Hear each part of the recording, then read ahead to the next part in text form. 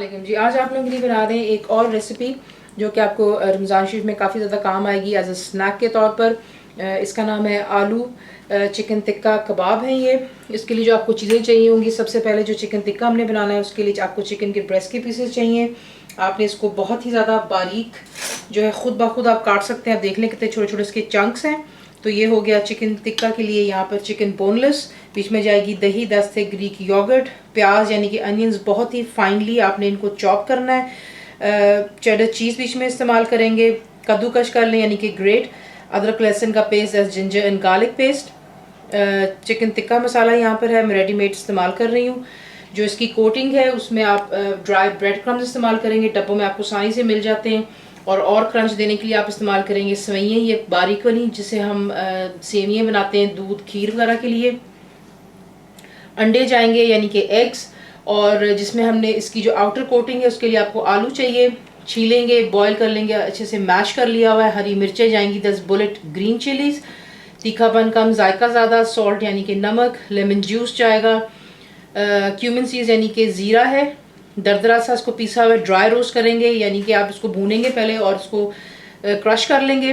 पिसी हुई काली मिर्च, 10 ब्लैक पेपर पाउडर, हरा धनिया जाएगा। तेल में इसको फ्राई करेंगे, आपको दिखाते हैं इसको बनाना। यहाँ पर आप देख लें तेल कितना कम इस्तेमाल हो रहा है क्योंकि हमने इसकी फिलिंग करनी। फिलिंग में हमेशा तेल का इस्तेमाल कम कीजिएगा वरना आपकी फिलिंग जो है बिल्कुल नहीं बैठती बीच में। तो सबसे पहले तेल के अंदर ऐड करेंगे जो कि चिकन है, बीच में जाएगी दही,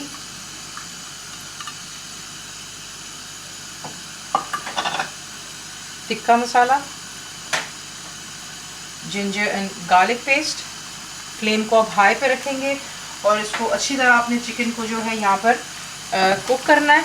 और जैसे चिकन पानी छोड़ेगा तब मैं आपको दिखाऊंगी कि आपने नेक्स्ट स्टेप क्या करना है। चिकन का ब्रेस्ट जो होता है, इनफैक्ट चिकन खुद भी जो है पानी छोड़ता है, और बीच में जो हमने दही डाला ये उसका पानी, मैंने बीच में एक कतरा भी पानी का इस्तेमाल नहीं किया। जैसे ही चिकन पानी छोड़ेगा और दही पानी पानी होगा तब आप ऐड करेंगे जो कि आपके फाइनली चॉप्ड अनियंस हैं।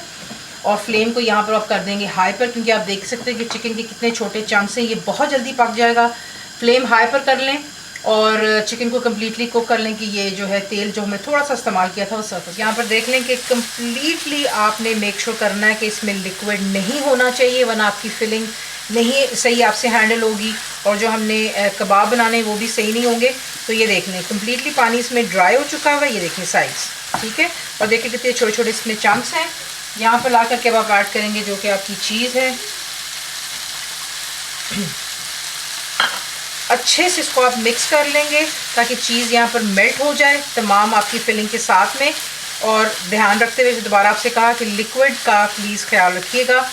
और उसके बाद जैसे ही चीज़ मेल्ट होगी आपने जो है चूल्हे को बंद कर देना।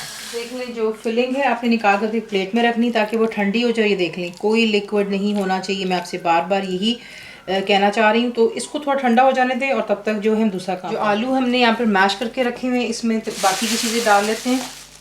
हरा धनिया, हरी मिर्चें, नमक, भुना और कुटा ज़ीरा, लेमन जूस, पिसी हुई काली मिर्चें।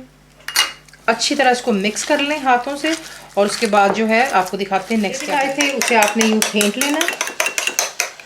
और ये ब्रेड क्रम्स है, इसी में आप डालेंगे जो कि सवैयाँ आपको मैंने दिखाई थी और इसको मिक्स कर लेंगे और आपको नेक्स्ट दिखा। सबसे पहला काम अब हम क्या करेंगे, बिल्कुल एक ड्रॉप जितना आपने जो है तेल हाथ पे लगाना है ताकि आलू आपके हाथों पे चिपकेगा नहीं। जितने बड़े साइज़ आप बनाना चाहते हैं दैट्स योर चॉइस।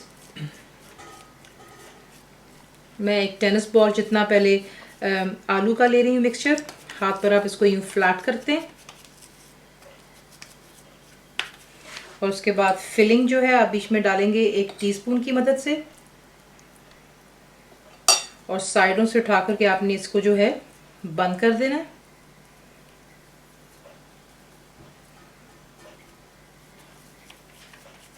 इस तरीके से आप इसको टिक्कियों को बनाएंगे।